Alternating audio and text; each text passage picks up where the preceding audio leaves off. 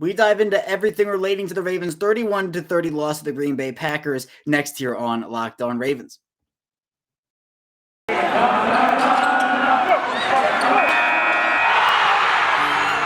are Locked On Ravens, your daily Baltimore Ravens podcast, part of the Locked On Podcast Network, your team every day.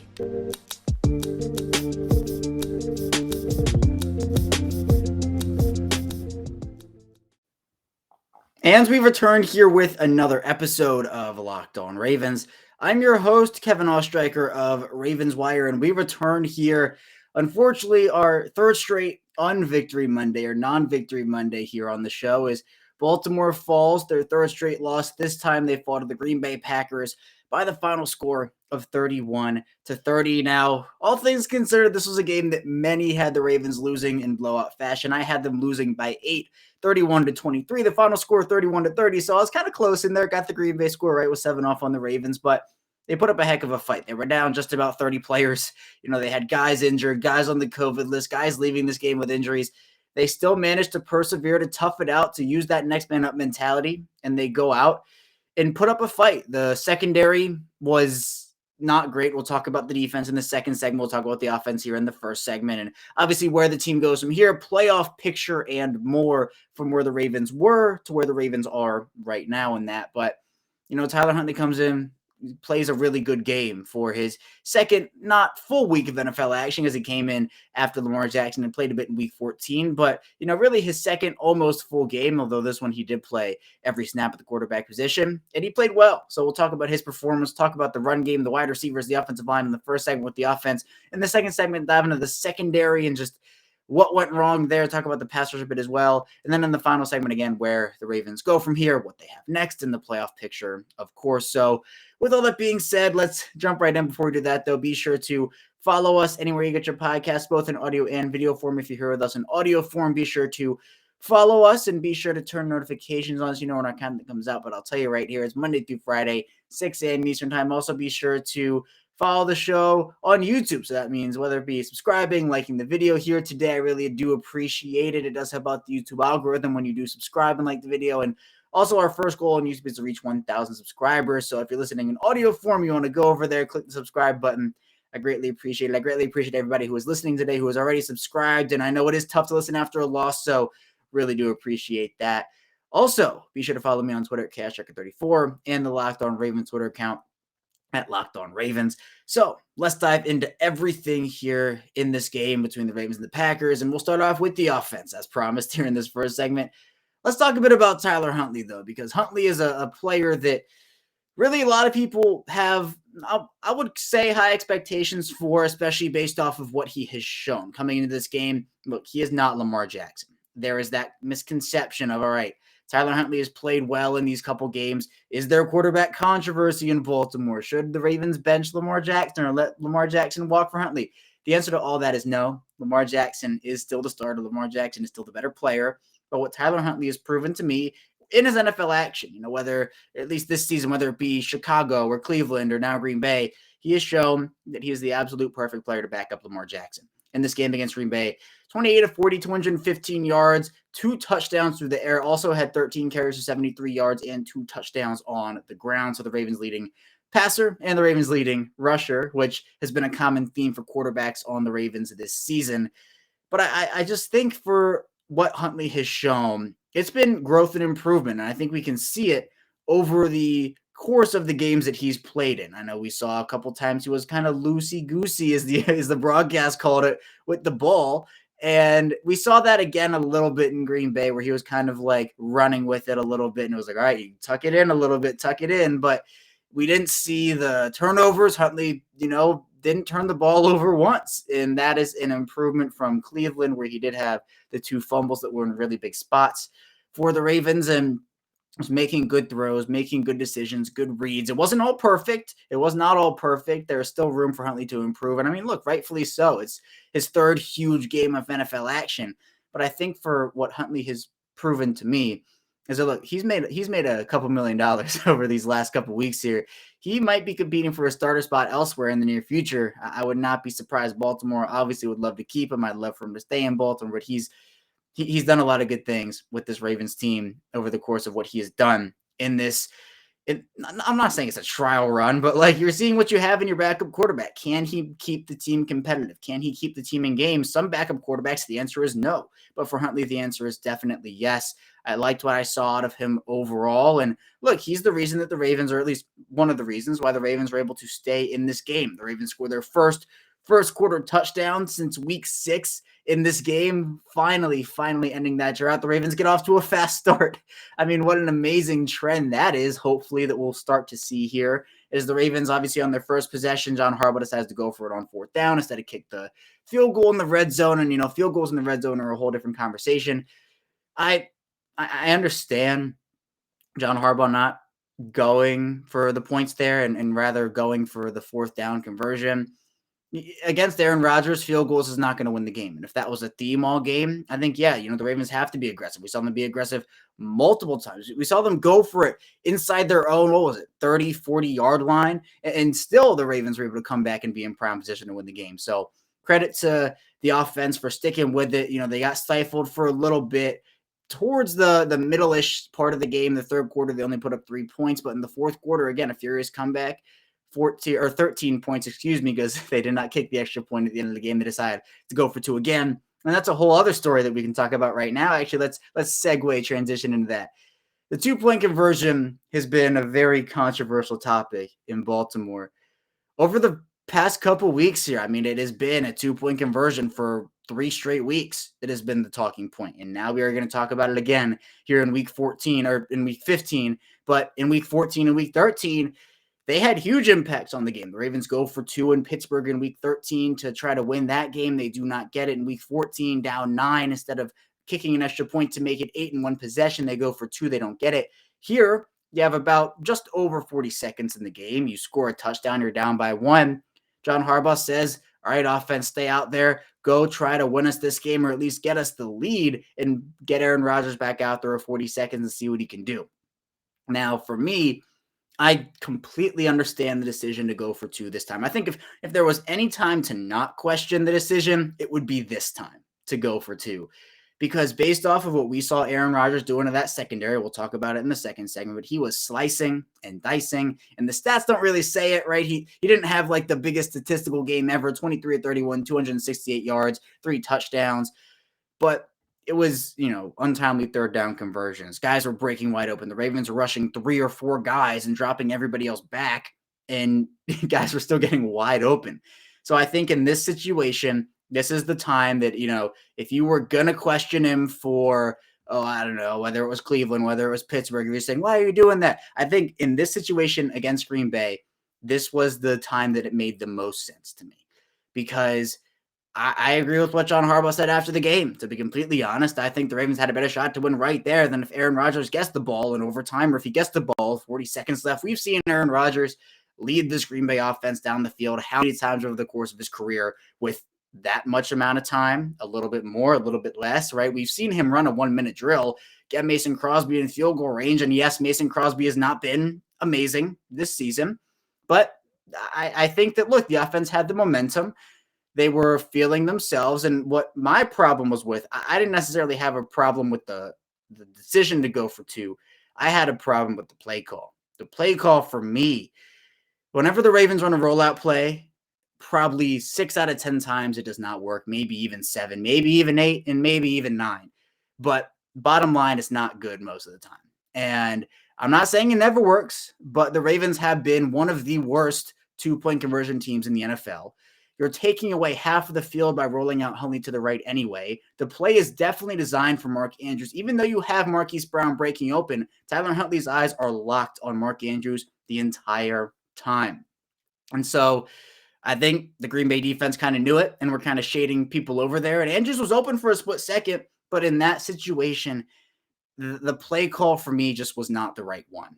And it was a little frustrating because, and I think it was frustrating for a lot of people, because I think what people were feeling in that moment was, 1, don't take away half of the field. 2, the rollout plays barely ever work anyway. They work sometimes. And 3, I think the reason that people are beginning to get hesitant for them going for it on 2-point conversions is because of the fact that they have been so bad at them this season.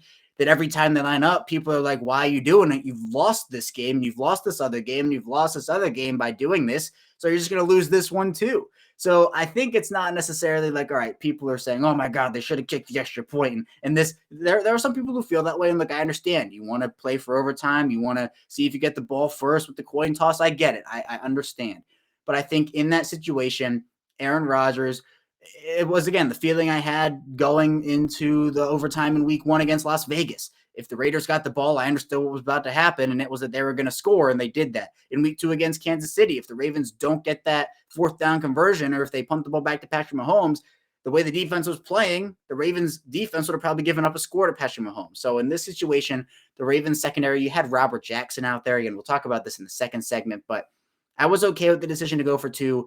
I was more not okay with the play call, and I think that honestly the Ravens should just throw those rollout 2-point plays into the abyss. Never talk of them again, never speak of them again, just forget about them, and that'll be the end of that. We'll head into our first break, though. When we get back, we'll be diving into the Ravens' defense in this game against Green Bay. So stay tuned for that, and we'll be right back. You listen to podcasts with the power of knowledge. Well, you switch to Boost Mobile for the power of saving money, because with Boost, you get the power of our free 5G phones. So you can listen to all the latest episodes, the power of the unlimited data lines for $30 a month per line, so your family can harness all that brain power too, and the power of one of America's largest 5G networks, so you can do it all at the speed of 5G. With all the money you'll save and all the knowledge you'll gain, just how powerful you become. Switch to Boost Mobile and find out. Get a free Samsung Galaxy A32 5G when you switch to one of America's largest 5G networks. More power to save. Boost Mobile. Free phone limited to new customers and 1 per line. Additional restrictions apply. Offers and coverage not available everywhere on all phones or networks. See boostmobile.com for details. We've returned here, our second segment of this Monday edition of Locked On Ravens. Unfortunately, not a victory Monday, though. Kevin Ostreicher, your host, still here with you. And let's talk a bit about this Ravens defense, because, you know, we can talk about all the injuries on the Ravens offense for sure, right? No Lamar Jackson, no Patrick Ricard, no Patrick McCurry, right? All these different players where you like, there's a lot of stuff in this offense that runs through Patrick Ricard or runs through McCurry there, right? There's a lot. And the Ravens also lose Tyree Phillips in the game. Marquise Brown goes down for a bit, but he ended up being okay. Well, for the defense, it's almost a whole different story, considering how banged up the offense has been. The defense is right there with them. The Ravens secondary is depleted. They are decimated. Any word you want to put in there that defines just completely shot, it is the Ravens secondary. No Marlon Humphrey, no Marcus Peters, no Jimmy Smith, no Chuck Clark, no Deshaun Elliott, no Chris Westry. The Ravens came into this game with Tavon Young and Anthony Averett as their 2 like experienced corners that, you know, you can really trust them in those situations. They're not the best players in the world, but they are almost the veterans of the room. You had Tony Jefferson coming up from the practice squad, Robert Jackson. I mean, all these different guys, Mazzy Wilkins, just players who, if you asked a Bengals fan or a Steelers fan, how many of these guys do you know out of a total of maybe 7 or 8 guys, they might know 3 or 2. It's just been that bad for the defense and the injuries this season, especially in the secondary. Exiting this game, the Ravens pretty much had Anthony Averett, and that was it. Tavon Young goes down with a concussion. Hopefully he's able to have a speedier recovery. I know concussion is going to be a scary thing for sure. So, you know, prayers out to Tavon Young. But against Aaron Rodgers, Devontae Adams, Marcus Valdes-Scantling, you have Alan Lazard. A lot of weapons on that Green Bay offense, not to mention Aaron Jones and A.J. Dillon.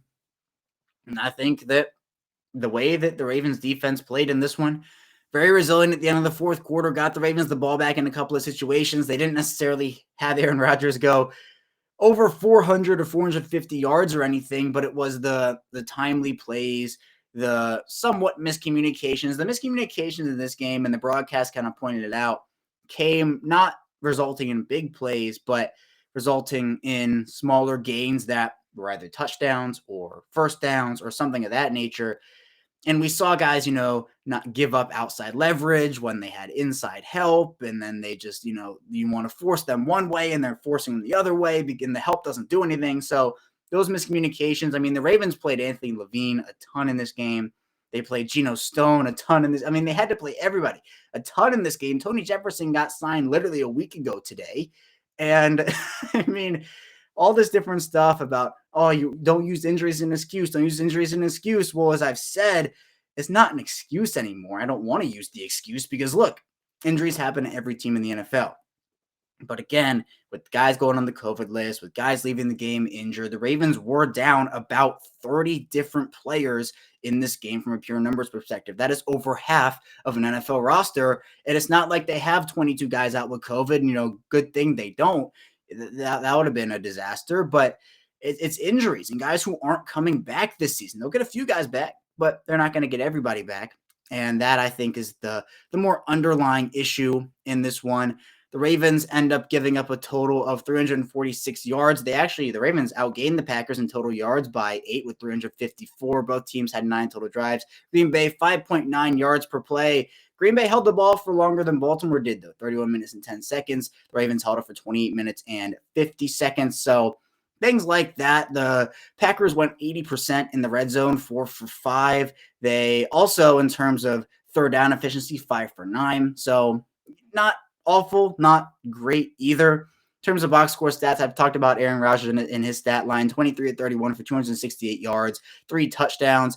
Devontae Adams, 6 for 44 and a touchdown. I think he'll take that every day of the week, especially considering what was going on with the Ravens defense in the secondary. I predicted it would get held under 100 yards, and that's what happened. Marquez Valdez-Scantling was the leading Packers receiver, 5 receptions for 98 yards and a score. But again, it was untimely plays. We saw the tackling be a bit of an issue in this game again, but there were also timely sacks. Ty Styles or Justin Houston combining for a sack on Aaron Rodgers, which was big. Justin Madubuike, big shout out to him. Another huge sack for him. They've been kind of few and far in between this year. Madubuike hasn't been as impressive in terms of pure box score stats as some people would have liked, but look, I think he's played pretty decent football over the course of this season. And then you also have other guys who stepped up in a big way. And I do want to highlight a bit of Patrick Queen. Queen led this team with 13 total tackles and was really flying all around the field once again. Wasn't a perfect outing, but was a pretty darn good one. And the way that he has come back, that he has silenced his doubters and everything, I mean, he's still such a young player, still learning, and having a veteran next to him, having his roles changed up a little bit, that's helped him. But he has been one of the bright spots over these last 2 months for this team after a really, really struggle bus start for him. So I'm glad he was able to continue his play and really improve and continue to show that growth. And I am a huge proponent of growth as usual. Josh Bynes, 8 tackles. Geno Stone, 7 tackles. Kevon Seymour, 6. Brandon Stevens, 5. Justin Houston with 4. And then going down the line, 3, 2, 1 for those guys. Penalties also a bit of an issue. The Ravens, they've dealt with penalties, and it hasn't been good over the last 3 weeks. I'll highlight specifically the Ravens have 28 penalties for a yardage total that is well over 200, and not great. The Ravens have killed themselves with penalties, and just they're killers, where it's just they punch themselves in the face with these penalties where they will have a great play. And look, not all of them are penalties. There was another pass interference call that was just bogus, to put it nicely. And it's those types of plays that can be very, very deflating for a defense or even an offense too. Ben Cleveland, a false start where he was kind of getting set, and that was what the Ravens are arguing. But the pass interference call, the Packers are gearing up to send out Mason Crosby on 4th down for a field goal. Brandon Stevens gives the ever so slightest tug, I believe it was Stevens, gives the ever so slightest jersey grab, doesn't even impede the receiver at all. And so it's plays like those that really kill the momentum for a defense. And all things considered, the fourth quarter, the Ravens did allow the Packers to score 10 points, but towards the end of the game, that's when they really tightened up. And this Ravens defense, this Ravens team in the fourth quarter, they sit up and get ready to play. They get serious, and they continue to time and time again do their thing, which is, again, it's unbelievable what they've done. We'll talk about that more in the final segment here, though. But yeah, Green Bay had 26 total first downs, 20 of them passing, 4 rushing, and also 2 first downs from penalties. On the ground, the Ravens' run defense was, I'll say, solid. Yeah, it was overall solid. I mean, 3.8 yards per carry is a very good number to hold the offense to. Aaron Jones, 13 for 58. A.J. Dillon, 7 for 22. Aaron Rodgers, 4 for 11. Alan Lazard, 1 for 5. The issue, though, was a bit of the Ravens, again, it was like untimely big runs where they were getting themselves into good second and third down situations with the run game. And then that was kind of leaving the Ravens in a bind a little bit. So it's not like they weren't stopping the run, but it's the situations I've talked about before with the Ravens offense where it's like, all right, pick up 5 yards on first down and 3 yards on second down and get yourself in a 3rd and 2. the Packers were kind of doing that a bit with their run game, where they're picking up chunk plays. They got themselves into third and medium, third and manageable, and they were able to convert on those situations. Again, I mentioned 5 for 9 on third down. So those are all areas to look at, but the Ravens defense, I mean, you have to give them credit for how many guys they were missing, especially in the secondary. Robert Jackson did not have his best game. In fact, it might have been his worst, but he hasn't played in a ton of games, and it was his first defensive snaps of the season. So, how much can you expect from a guy who doesn't have that experience? The Ravens just did not have experienced playmakers out there on Sunday, and it definitely showed. We'll head into our final break, though. When we get back, we'll be diving into what's ahead for this Baltimore Ravens team, the playoff picture, and a bit more as well. So stay tuned for that, and we will be right back. This holiday season, grab the protein bar that tastes like a candy bar, even better than a candy bar in a Built Bar. It's filled with so much holiday goodness. You get the best of both worlds, delicious and healthy. There are so many flavors, and Built Bar gives you the extra fuel you need to bust down the mall doors and battle all the holiday shoppers. People are so passionate about their favorite flavors, so tell Santa to throw a few of those stockings in the Built Bars and some Built Bars in the stockings. Dip your Built Bar into a piping hot cup of cocoa. And if you like some of the marshmallow you teach around the holidays, you need to get your hands on the Built Bar Puffs. They're light, fluffy, and marshmallowy through and through. So go to Built.com and use promo code LOCKED15 and get 15% off of your order. BetOnline has you covered all season long with more props, odds, and lines than ever before. As football season continues to march to the playoffs, BetOnline remains the number one spot for all the sports action this season. Head to our new updated desktop or mobile website to sign up today and receive your 50% welcome bonus on your first deposit. Just use our promo code LOCKEDON to receive your bonus. From basketball, football, NHL, boxing, and UFC, right to your favorite Vegas casino games. So wait, take advantage of all the amazing offers available for the 2021 season. BetOnline is the fastest and easiest way to bet on all your favorite sports. BetOnline, where the game starts. We return here. It's our final segment of this Monday edition of Locked On Ravens.